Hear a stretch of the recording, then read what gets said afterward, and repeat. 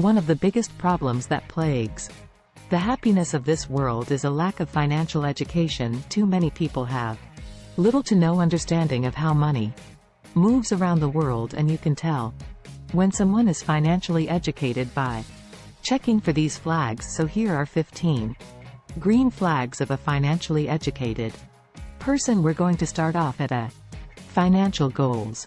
Pretty obvious point they've got. Financial goals. The first green flag of a financially educated individual is having clear and well-defined financial goals. When you ask a random person what their financial goal is, the most common answer will be, well, I want to be rich, of course, which is, understandable. But in reality, they have no idea what their financial goal actually is. You see, someone who's financially educated will have a very clear number in their mind. It could be something like 100K a year by 30 or whatever turns their business profitable, and they'll constantly adjust as they approach their goal depending on where they want to be in life. Some start big and work their way down, while some start smaller and work their way up with building blocks. If you don't have a financial goal yet, well, it's a great place to start. Calculate everything that goes out of your pocket in a single year, and then double it. That should be your first financial goal. So if it costs 40K a year for you to enjoy the lifestyle you currently have, well, your first financial goal should be about 80K a year. Now it's up to you to figure out how to get there, but at least now you've got a clear place that you want to get. Financial patience. These people also have a great degree of financial patience. This is something you'll only see in financially educated people. They don't rush around any money decision just because they want the thing now. They wait for when the moment is right and when it makes sense, and sometimes it makes way more sense to wait even if you do have the money right now. They don't sacrifice the opportunity cost because of impulsive impatience. They understand there's a place and a time for everything, and they have no problem looking for the right financial environment in order to make a decision. This is something a financially uneducated person can't wrap their head around in their mind. If you really want something and you have the money for it, you should get it. But you see, just because you have the money for something doesn't mean you can actually afford it. Having money to pay the bill and affording to pay the bill are two different things. That's why you see people blasting a month's worth of their salary in a single weekend, living below overindulgence. There means one of the most obvious green flags of a financially literate person is the ability to not indulge for no reason at all. You see, financially educated people always have money to splurge and show off if they really wanted to, but they don't because they know it's pointless and their money has the better use in other places. Instead, after they achieve the life of comfort they desire, or they seem sufficient, they put a cap on their life spending. They understand that lifestyle inflation is a dangerous game that can any kind of financial momentum. And one of the biggest problems that lifestyle inflation brings is the inability to go back if your life costs increasingly more every time you get a revenue bump, whether that's with a more expensive car with a higher insurance payment or a new place with a higher rent. You get the idea. You're essentially just increasing the height from which you'll fall if everything goes south. This is again an issue of what you can pay for versus what you can actually afford, and financially educated people stay well within the realm of what they can actually afford. This also enables them to get something they really want without sacrificing their financial stability. Money is not a status symbol. Money is not a status symbol. They understand the difference between being broke and being poor. You see, being broke means you have no money. Being poor means you have no way of making money. And financially educated people are well aware of the difference.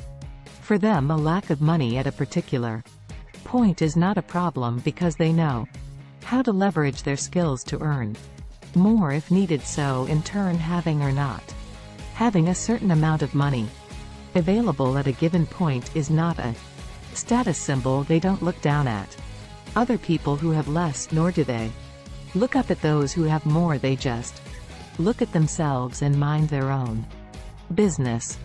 Tracking expenses. Tracking expenses.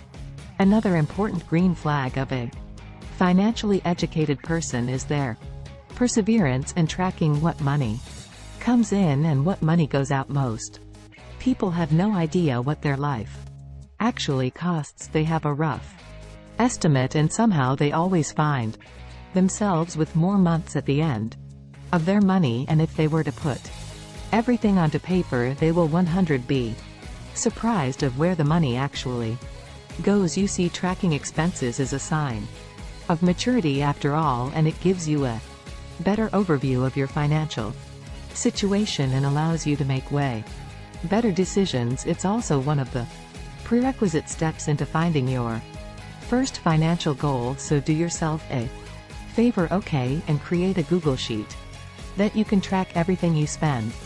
In a month, we guarantee you'll have at least a couple of surprises. Emergency fund. Emergency fund. The true cost of not having an emergency fund will hit you in the head like a brick when you least expect it, because look, that's how emergencies usually come up. You can tell a lot about someone by looking at how big their emergency fund is. Some people can repair their car, some can afford to not work for a year of tragedy strikes. A lack of an emergency fund is not only financially problematic, but it can be straight up dangerous.